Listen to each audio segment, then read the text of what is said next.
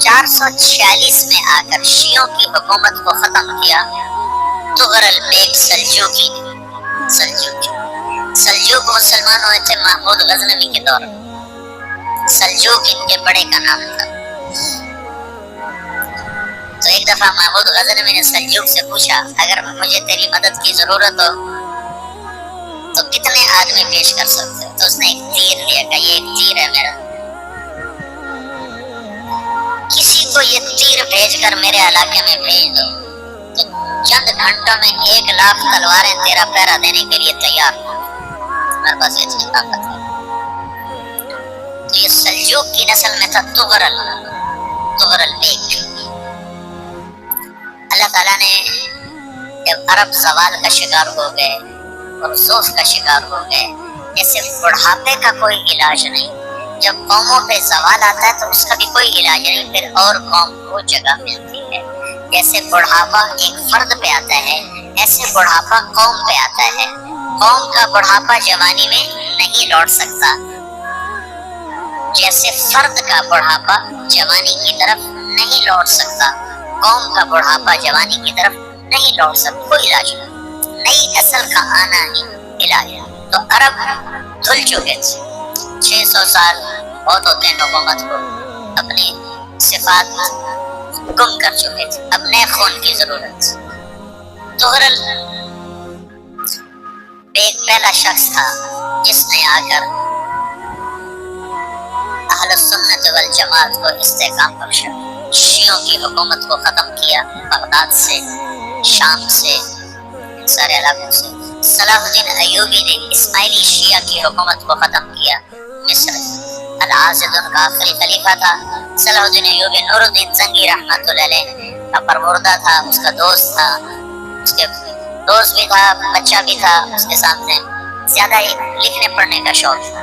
اللہ تعالیٰ نے اس سے کام لیا اور اس کو مصر کا گورنر بنا کے بھیجا، مصر کی مدد کے لیے بھیجا۔ تو وہاں اس نے صلاح الدین ایوبی نے وہاں ختم کیا، تغرل بیگ نے یہاں ختم کیا۔ تو پھر سلجوق جو تھے نا یہ اقتدار میں آئے، ادھر ختم ہو گئی سلطنت عباس کی، مصر ایک چھوٹی سی ترکوں کی سلطنت۔ تو اللہ تعالیٰ پھر مرکزیت کے لیے ایک نظام چلایا، دو لشکر آپس میں لڑ رہے ہیں ایک میدان، ایک جنگلی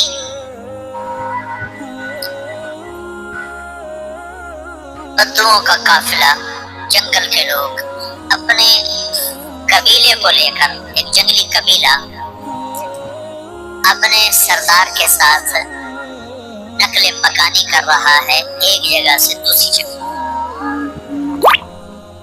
اللہ کا نظام کہ یہ لوگ چلتے چلتے چلتے اس وادی میں پہنچ گئے جہاں جنگ ہو رہی ہے، دو لشکر آپس میں لڑ رہے ہیں۔ جب یہ وہاں پہنچتے ہیں تو ایک لشکر کے قدم اکھڑ رہے ہیں اور دوسرا غالب آ رہا ہے۔ ان کو نہیں پتا شکست کھانے والے کون ہیں اور فتح پانے والے کون، ان کو نہیں پتا۔ اس جنگلی قبیلے کے سردار کا نام بھی تغرل ہے، تغرل۔ تو یہ سردار کہتا ہے جو شکست کھا رہے ہیں ان کی مدد کرو، کچھ پتہ نہیں کون ہے، کہتا جو شکست کھا رہے ہیں ان کی مدد کرو۔ تو 400 وحشی جنگلیوں نے فاتح لشکر کے پیچھے حملہ کر دیا۔ تو یہ کافی ہوتا تھا، 400 دوڑ جب تلواریں پڑی تو چند لمحوں میں نقشہ بدل گیا، بھاگنے والے جم گئے اور جمنے والے بھاگ پڑے۔ جب جنگ ختم ہوئی تو شکست خوردہ لشکر کے بادشاہ نے ان کو بلایا، اسے پوچھتا ہے مجھے جانتے ہو میں کون ہوں؟ کہا نہیں۔ کہا تو تم نے میری مدد کیوں کی؟ کہا انسانی ہمدردی کی وجہ سے، تمہیں شکست ہو رہی تھی اس لیے تمہاری مدد کی۔ اور اس نے اپنا تعارف کرایا، میں ہوں سلیمان سلجوقی، ترکی کا بادشاہ۔ مسلمانوں کا لشکر تھا اور تاتاریوں سے شکست کھا رہا تھا، تاتاری فتح پا رہے تھے، مسلمان شکست کھا رہے تھے۔ تو وہ اللہ کی غیبی مدد بن کر آئے. تو وہ اس سے کہتا ہے میرے ساتھ رہنا پسند کرو, تم نے میرے اوپر احسان کیا ہے, میں اس کا بدلہ دینا چاہتا ہوں, میرے ساتھ رہنا پسند کرو. میں نے کہا کر لوں گا. تو اس کو لے کر ترکی آیا, اور استنبول اس وقت روم کی حکومت میں تھا. اسے فتح کیا اس تغرل کے آگے چوتھے پانچویں پڑپوتے محمد فاتح نے. تو یہ استنبول ہے, یہ ترکی ہے, بیچ میں ایک چھوٹا سمندر ہے, یہاں ایک جاگیر ہے. تو سلطان سلیمان کہتا ہے یہ جاگیر تجھے وقف ہے, ادھر سے رومی مجھے تنگ کرتے ہیں حملے کر کر کے, تو میرا دفاع کرتے رہنا, یہ جاگیر تیری. اس جاگیر پہ اس نے اپنے قافلے کو آباد کر دیا, اپنے قبیلے کو, اور ایک چھوٹی سی حکومت بنا لی, جو ایک صوبہ سمجھو سلمان سلجوقی کا, وہ ایک چھوٹا سا صوبہ ہے. وہاں جب یہ رہ پڑا تو پھر یہ ایک شیخ کے بیعت ہوتا ہے, وہاں شیخ کے طریقے ان کے یہ بیعت ہونے جاتے ہیں. وہ اس کو رات اپنے پاس ٹھہراتے ہیں, تو ایک کمرے میں ان کو ان کا خادم ٹھہراتا ہے. یہ جب کمرے میں جاتا ہے تو سامنے دیوار میں تاخچے پر قرآن پڑا ہوا ہے. تو یہ تغرل بیگ کہتا ہے یہ کیا ہے, یہ کیا ہے؟ تو وہ خادم کہتا ہے یہ کتاب اللہ ہے, قرآن ہے. وہ اس کو وہاں چھوڑ کے باہر چلا جاتا ہے. وہ دیہاتی آدمی, جنگل کا رہنے والا, پہلی دفعہ زندگی میں قرآن دیکھا.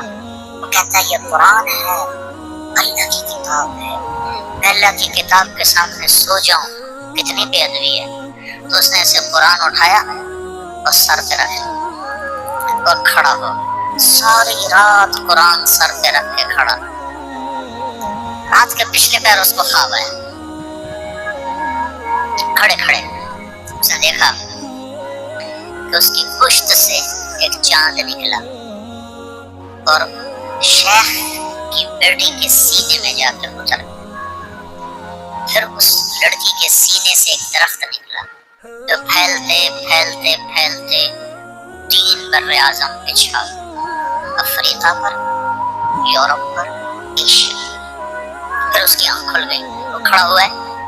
تو اس نے صبح یہ خواب اپنے شیخ کو سنایا, تو انہیں اپنی بیٹی اس کے نکاح میں دی تھی. اس بیٹی سے ایک بچہ پیدا ہوا, تغرل بیگ نے اس کا نام رکھا عثمان. عثمانی ترک نام سنو, جو میں نے کل بتایا تھا کہ 1924 میں وہ خلافت ختم ہوئی. تو ایک بیٹا پیدا ہوا عثمان. عثمان نے پھر ایک نئی اسلامی حکومت کی بنیاد رکھی جو 1924 تک چلتی رہی. کوئی 800 سال یہ حکومت چلی. تو حکومت کا شیرازہ بکھرا, لیکن پھر جڑ جاتا تھا, اور وہ کرنے اول والا جوڑ کبھی نہ پیدا ہوا, ٹکڑے بن گئے.